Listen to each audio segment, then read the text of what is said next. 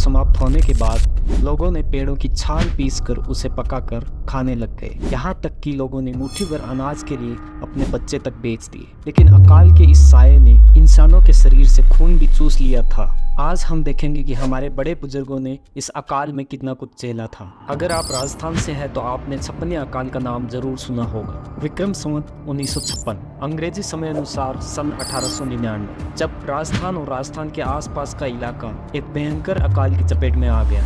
1956 की वजह से इसे छप्पनिया अकाल कहा जाता है। 2 लाख वर्ग किलोमीटर में फैला है थार का मरुस्थल। यह दुनिया का 9वां सबसे गर्म रेगिस्तान है जो पश्चिमी राजस्थान में है। इस रेगिस्तान की धरती को कुदरत ने पानी तो दिया नहीं, और दिया तो सिर्फ रेत के बड़े बड़े टीले, आंधी, लू के थपेड़े और बारिश की उम्मीद। इसलिए जनता बारिश के पानी पर निर्भर थी। पानी की कमी की वजह से साल में सिर्फ एक बार ही बारिश के मौसम में खेती होती थी, और उस पर भी अंग्रेजों का टैक्स। ऐसे में किसानों के पास ज्यादा अनाज नहीं बचा करता था। राजस्थान के बीकानेर, जैसलमेर, जोधपुर, जयपुर और नागौर में इस अकाल का सबसे ज्यादा असर हुआ, जहां पर इस साल बारिश की एक बूंद भी नहीं गिरी थी। देखते ही देखते लोगों के पास जो भी अनाज था वह कम होने लगा। लोगों ने एक समय खाना खाना शुरू कर दिया, लेकिन समय के साथ सारा अनाज खत्म हो रहा था। राजस्थान की इस भयंकर गर्मी में पानी और अनाज ना होने की वजह से इंसानों में अब हड्डियां नजर आने लग गई। अनाज खत्म होने के बाद लोगों ने बेर खाना शुरू कर दिया। बेर के बाद अब लोग सांगरी भी खा रहे थे। जब बेर व सांगरी दोनों ही मिलना मुश्किल हो गए तो लोगों ने बेर की गुठली को पीस कर खाना शुरू कर दिया। जब सब कुछ समाप्त हो गया तब पेड़ों की छाल को उतार कर उसे पीस कर उसकी रोटी बनाकर खाने लगे। अब इंसानों के शरीर से खून भी खत्म होने लग गया था। ऐसा लग रहा था मानो हड्डियों के कंकाल खड़े हों। लोग भूख और प्यास के मारे तड़प रहे थे। पशुधन, गाय, भैंस, भेड़, बकरी अब पानी व चारे की कमी की वजह से मरने लगे। समय के साथ खाने के सारे विकल्प खत्म होने लग गए। लोगों के शरीर को खून ने चूसना शुरू कर दिया। लोग अब इतने कमजोर हो गए थे कि आंगन में खूंटे गाड़ दिए थे ताकि इनके सहारे से उठा बैठा जा सके। यह सुनकर ही हमारे रोंगटे खड़े हो रहे हैं। तो सोचिए हमारे बड़े बुजुर्गों पर क्या बीती होगी। सोने चांदी के सिक्के कई लोगों के पास रहते थे, लेकिन उन्हें खाकर तो भूख मिट नहीं सकती। एक मुट्ठी भर अनाज को तरसने लगे थे। जहाँ भी अनाज दिखे चोर चोरी करने लग गए। यहाँ तक कि चूल्हे पर चढ़ी हुई हांडियां भी चोरी होने लग गई। हंसते खिलते गांव अब खाली होने लग गए। लोग पलायन करने लगे। बहुत ज्यादा लोग तो पलायन करते समय भूख प्यास की तड़प से मर गए।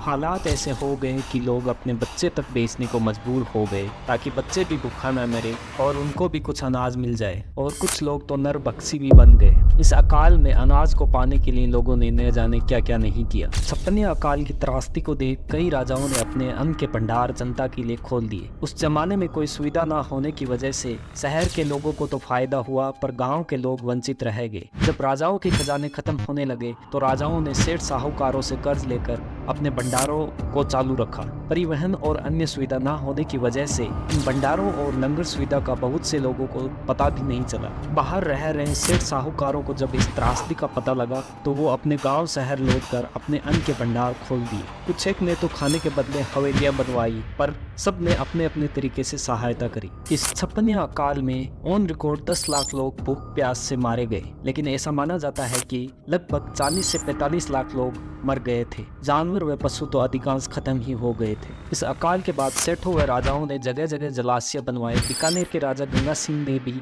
हर कोशिश की। अपनी जनता को इस तरह मरते हुए देख प्रण लिया कि मैं यहाँ पर नदी लेकर आऊँगा। उनके लगातार कठिन परिणामों की वजह से कुछ ही साल में पंजाब से बीकानेर तक भारत की इंसानों के द्वारा बनाई हुई सबसे बड़ी नहर बनवा दी, जिसे गंगा नहर के नाम से जाना जाता था। बाद में इसका नाम इंदिरा गांधी नहर कर दिया। इसी नहर व गांवों में बने जोहड़ की वजह से इस अकाल के बाद जो भी अकाल पड़े उनका इतना ज्यादा असर नहीं पड़ा। छप्पनिया अकाल का एक सबसे प्रचलित किस्सा है कि एक किसान ने भूख व प्यास से मरते अपनी पत्नी को सांगरी के बदले बेच दिया, और साल निकलने के बाद जब जेठ आषाढ़ में बारिश हुई तब सर पकड़कर रोया। आते रेग्यो ऊखली आते रेग्यो साज, सांगर सट्टे धन गई अब मदरो मदरो गाज। मतलब अब बादल कितने भी गरजे और बरसे, जो नुकसान करवाना था वो करवा दिया। इस भयानक अकाल को हराकर लोगों में एक जज्बा पैदा हो गया। अब लोगों ने बड़े बड़े व्यापार शुरू कर दिए और खूब पैसे कमाए। ऐसे करते करते भारत में मारवाड़ी व्यापारी आज इतने फेमस हो गए क्योंकि वे ऐसी कठिन परिस्थिति से बाहर निकले थे कुछ ऐसा था छप्पनिया अकाल। क्या आपने इस अकाल के बारे में सुना था? अगर नहीं तो अपने बड़े बुजुर्गों से जरूर पूछना। इस वीडियो को लाइक करें और कमेंट में आपके गांव के छप्पनिया अकाल के बारे में जरूर बताएं, जो सभी को पता चल सके। इस वीडियो को अपने भाइयों, बहनों और दोस्तों के साथ जरूर शेयर करें ताकि उन्हें छप्पनिया अकाल की भयंकर त्रासदी का पता चल सके।